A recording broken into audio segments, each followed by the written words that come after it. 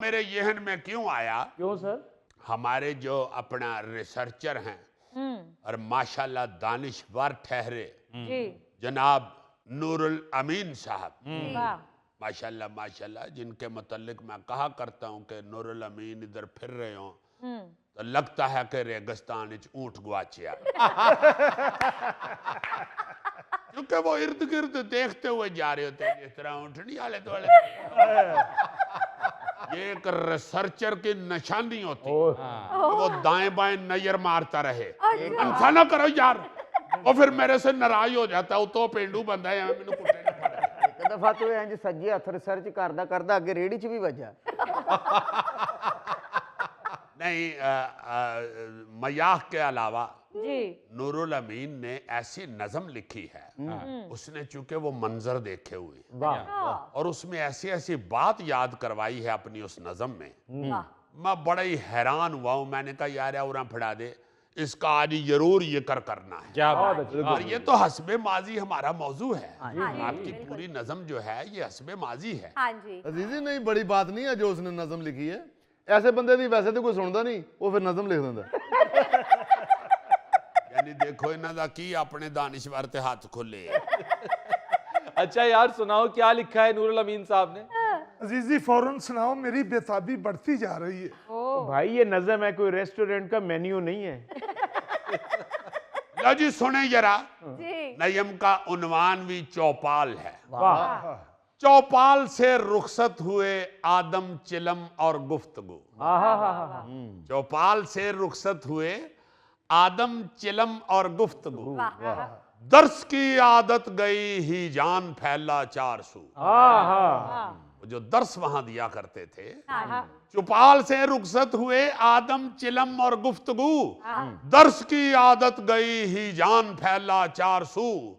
अक्लो दानिश और बुजुर्गी के जवाहर से सजे, गुलस्तां वो इल्म के इखलास के वो रंगो बू। वाह वाह जो जमाने भर के किस्से मुफ्त में थे बांटते, गए दिनों की याद बनकर रह गए वो नर्म खू। हाय हाय। वाह वाह वाह जो जमाने भर के किस्से मुफ्त में थे बांटते, गए दिनों की याद बनकर रह गए वो नर्म खू। नस्ल नौ की आब यारी की वो सारी बैठ के, वाह जी वाह नस्ल नौ की आब यारी की वो सारी बैठ के, रौनकें चौपाल की दीदावरों की गुफ्तगू।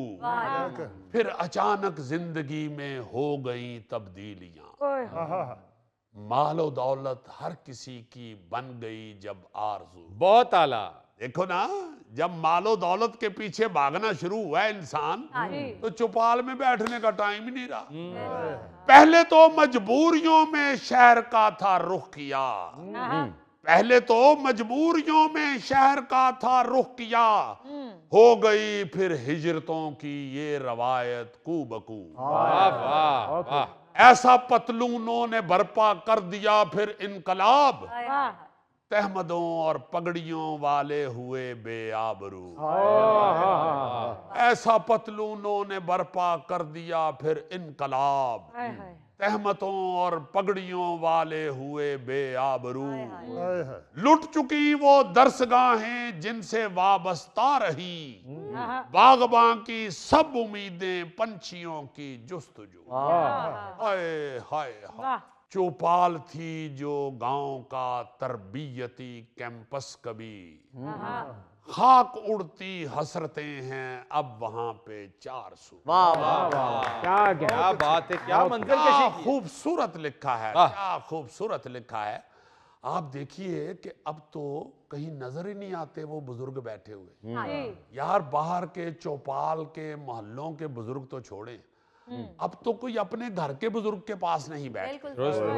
मैं अक्सर यहाँ पे अपने शो में ये जिक्र करता रहता हूँ जी सिर्फ याद दहानी के लिए, अपने आप को भी याद करवाता हूँ जी जी कि जो घर में कोई बुजुर्ग है अगर किसी के बैठा हुआ, हाँ जी तो वो बहुत बड़ी रहमत है, वो बहुत कीमती है, बहुत खजाना है, बहुत बड़ा खजाना है। सही बात। जी सर खुदा के वास्ते उसके पास बैठे, उसके पास बैठे, हाँ जी उसके पास बैठ के बातें सुने, उन बुजुर्गों की जो माजी की यादें हैं जी वो जरूर सुने। बिल्कुल आपको बहुत कुछ मिलेगा, क्या बात। बहुत कुछ मिलेगा। आपके बहुत सारे मसाइल हल हो जाएंगे, क्या बात आपकी बहुत सारी मुश्किलें आसान हो जाएंगी, आपकी बहुत सारी टेंशनें दूर हो जाएंगी। बिल्कुल आपको एक सेकंड में, एक फिक्रे में पता चल जाएगा कि ओहो एवं मैं घबराया फिर ना गल ते असल चाह वे जड़ी दादा अबू ने दसी है। सही बात है। बिल्कुल। क्या बात है अजीजी, इस रिवायत ने हमें वैसे बड़ा नुकसान पहुंचाया है कि हमने बुजुर्गों के पास बैठना छोड़ दिया है। जी जी जी। नाजरीन, ये था आज का हस्बे हाल। जाने से पहले एक खूबसूरत बात, सूरज की तरह चमकना चाहते हो तो सबसे पहले सूरज की तरह जलना सीखो। अपने मेजबान